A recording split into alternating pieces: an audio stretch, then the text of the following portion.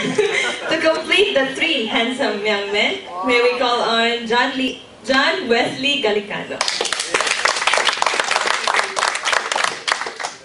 Morning! Good morning! Good evening, Tanan. Good morning. Actually, si Ubud niya po nang influence niya po na ako sa pag-shoot sa Max. Pero sa kini sa Tanan, kasmate na. Ang talo kay Kaman ka na, sa kumanan ka. So, tanang kasmates among ipang-invite sa si Yuno, kasmate na ako, si Kirk, amo sa ng batchmates sa Musco. Musconian business man siya. So, actually, ako ang experiences with Max.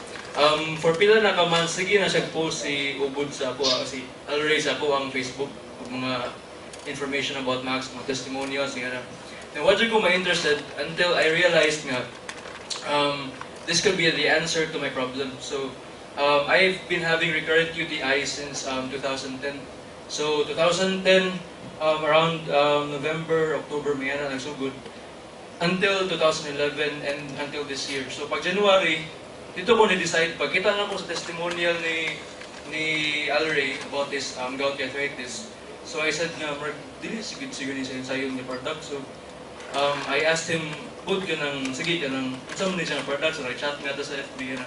Then he said nga, sige, magkita ta to explain everything. So nakita kami ni Roy, nakita kami sa email, and we talked about it. So dito ko ni-try, he gave me 1 bottle. So that night mismo, ni-take of 2 capsules. So I've been having UTI at that time. So kanang a week siguro UTI. So pag-try na ko the next day, wala tayo siya. So ang discomfort ba nga, sakit ihihi niya, sakit ihihi, ano ba. So and every time you drink ka ng soft drinks, bahig na po ng UTI, maayo siya for pila ka weeks after you take antibiotics, bahig na po niya, matayin na po yung antibiotics. So, very hassle kayo siya nga situation. So kato nga time, na-amaze ko kay pag-take ako sa Max, 2 capsules lang, and the day after, completely gone until now, wala yun. So, it's a very, it's a very breakthrough product. It has done something for me that I thought I would be doing, nagtuo ko ba nga, for the rest of my life, I will be taking and depending on antibiotics to cure this recurring UTI. So, kung saan mag-cure kita ni, so this is the cure for me.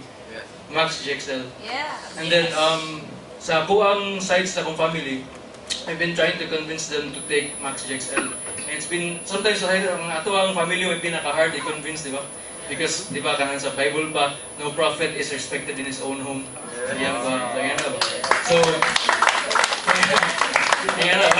so, marag ka ng, akong family, akong grandfather, bago na na-hospitalized katong pag September 2011. So it was a very big problem for us. Fortunately, okay ra po siya karon. He was in the ICU for a few days. Siguro almost a week ICU siya. So you can just imagine the financial problem that it given us, and then also the worry ba and the fear and the anxiety nga among nulo basing maunsa siya nga na. Fortunately, ayon na siya, okay na siya karon. He's taking medication nga na, pero I've been trying to convince him to take Max. So, this year lang, katong mga February or March na siguro nga, hard up on money lagi, so kaning, yung medication na-stop siya for a while. So, mga pila ka days, wala ni ka pa rin tambal niya. So, na-worried siya kay, siyempre, ka ng prescription sa doktor, no? So, kailangan i-take, pinandi mo. So, you have to do everything you can to take the medication. So, I gave him Max, I had him try it. And also may ula, kaya kung ula, diabetic man siya.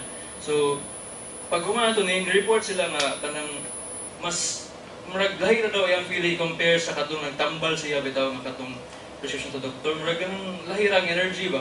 So, akong lulo, di magina siya mahimutan, naway buhaton, so bisag yung sakiton na siya, lagi siya buhaton, so di ako naka-feel sa difference nga.